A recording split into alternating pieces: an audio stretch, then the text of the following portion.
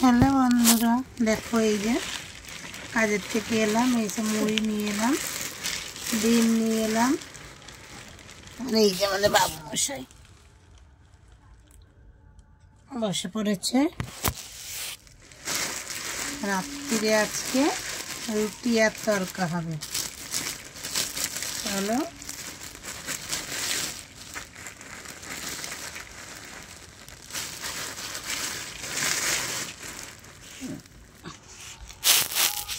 দেখো, গামলা নিয়ে নিয়েছি, গরম জল করেছি, যে আটা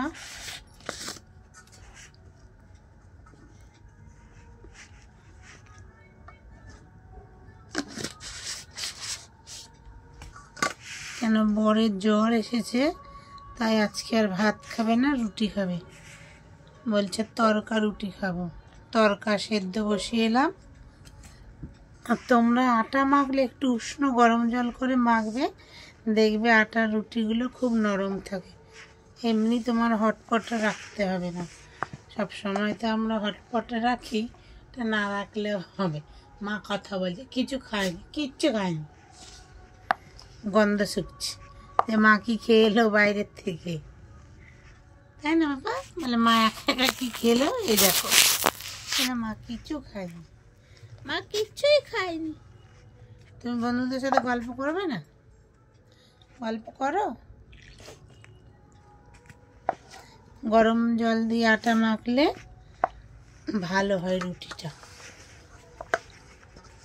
রুটি, লুচি, পরোটা যাই করো, একটু গরম জলে মাখবে, দেখবে ভালো হবে। তুমি পিছন ঘুরে বসলে কেন? বন্ধুরা কি বলবে? জনি পচা। হ্যাঁ, জনিরও ঠান্ডা লেগেছে, চোখ দিয়ে জল কাটছে। ওষুধ আজকে দুপুরে দেওয়া হয়নি, রাতে দেব, মিষ্টির সাথে দিতে হবে। ওকেও রাতে আজকে রুটি খাওয়াবো।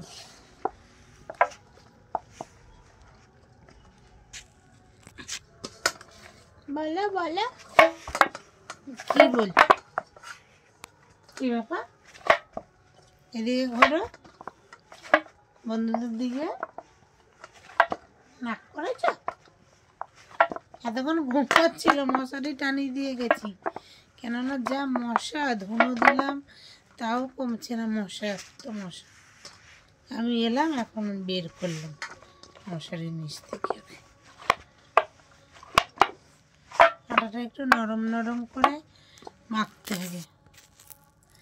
আমি বাবু হয়ে বসতে পারি না গো বেশিক্ষণ, আমার এই পায়ে টান ধরে। আমার তো গল ব্লাডারে অপারেশন করেছি, তারপর থেকে বেশিক্ষণ বাবু হয়ে বসতে গেলে পাগুলো শিরশির করে, তাই একটু পা ছড়িয়েই বেশিরভাগ বসি আমি।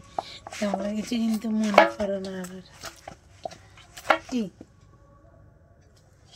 মশা খায় না বাবা? এই দেখ,